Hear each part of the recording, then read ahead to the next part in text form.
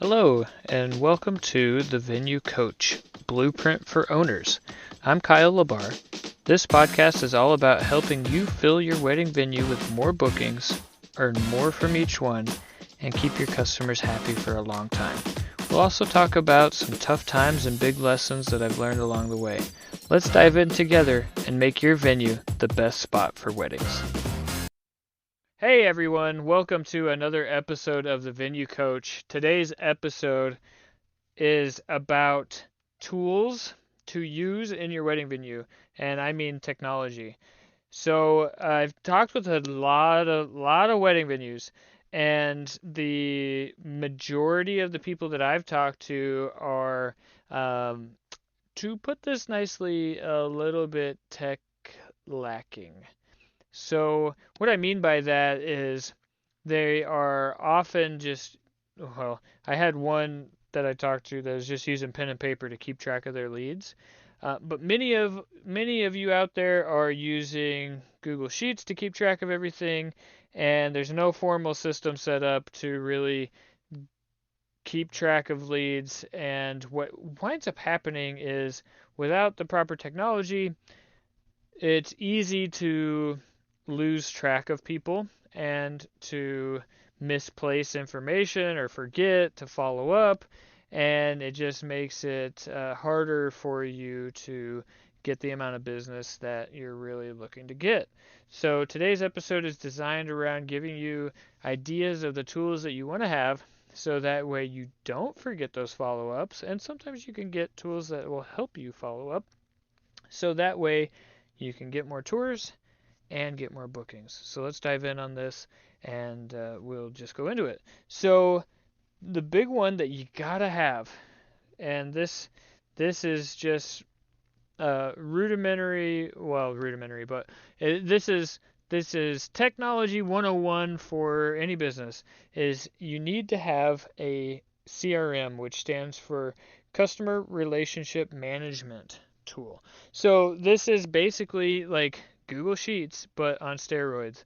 So you're able to get all of your customers' information, and usually how this works is it's connected to your website. So however they're filling out lead forms on your website, that information then gets populated into the CRM, and then you're able to have that database right there available to you, so you can see it. You can see many of the CRM tools actually allow you to see history. You can take notes. You can schedule appointments, and the big one that we use at ours is High Level, and we like it because there's a lot of integration in there. I'm not affiliated with High Level. This isn't like a sponsorship or anything like that. It's just the one that we use. We have seen other CRMs. There's tons of them out there, and it's really, you just want to get on one that you can integrate with and that you're going to use. So no tool, or rather, let me start over on that. The tool is only as good as the user. So if you're getting all these leads put in there and you're not contacting them, you're not following up with them, and you're just letting them sit in the database, then it doesn't matter. You may as well just stay on Google Sheets and save yourself the dollars every month of having a CRM. Really, you should be taking care of your leads. But the good thing with CRMs is that you, like I mentioned before, you can set up automations where it does a lot of the heavy lifting for you as far as follow-ups. For instance, we have a campaign set up where if somebody downloads our brochure, then it will send an email and then a text prompting them to respond. And so once they respond, we get notified, and then we can start texting back and forth with the prospect and ultimately try to get them in for a tour. From there, on our CRM, we can then set the tour. We can schedule it on the calendar right from the platform, and we can do it on the desktop or on an app, and it's super simple. So that takes a lot of the guesswork out. You don't have to go to your calendar and say, what date is available? It's all right there, and it shows you. It just blocks out the times that aren't available and only shows the ones that are. So that's a really cool feature. And then you can respond to text and email on our CRM, and it's, yeah, I can't say enough about it. Then the other cool thing is you get to see the data. And that's where we like to live and where we like to make a lot of our decisions.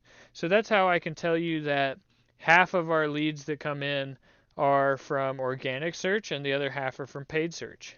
That's how I can tell you that um, the the cost to acquire our customer is based off of our advertising spend and how many customers we get. And so that's, you wouldn't know that if you weren't keeping track of those types of things.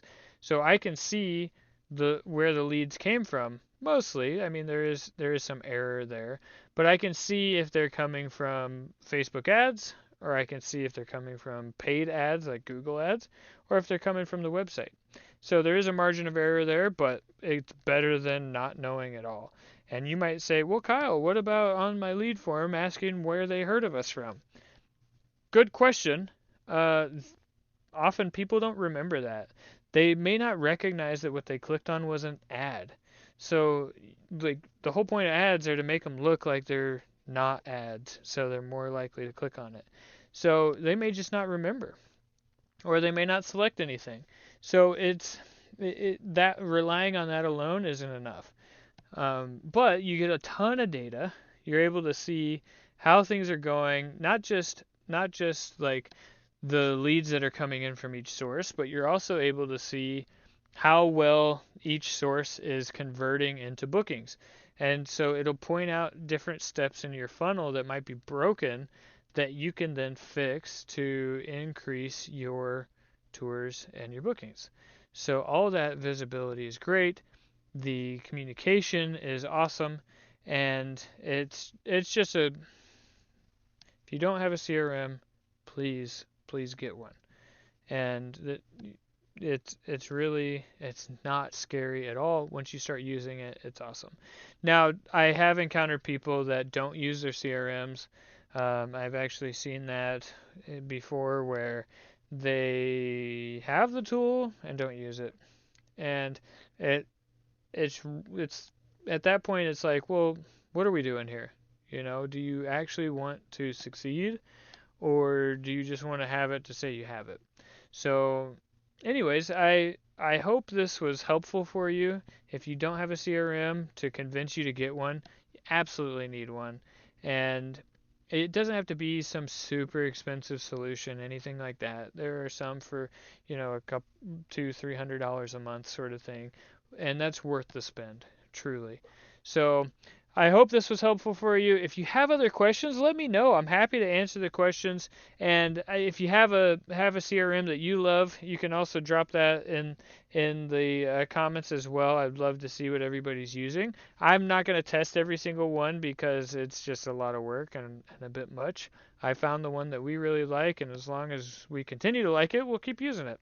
But if you found this episode useful or helpful in any way, please subscribe and stay tuned for the next one.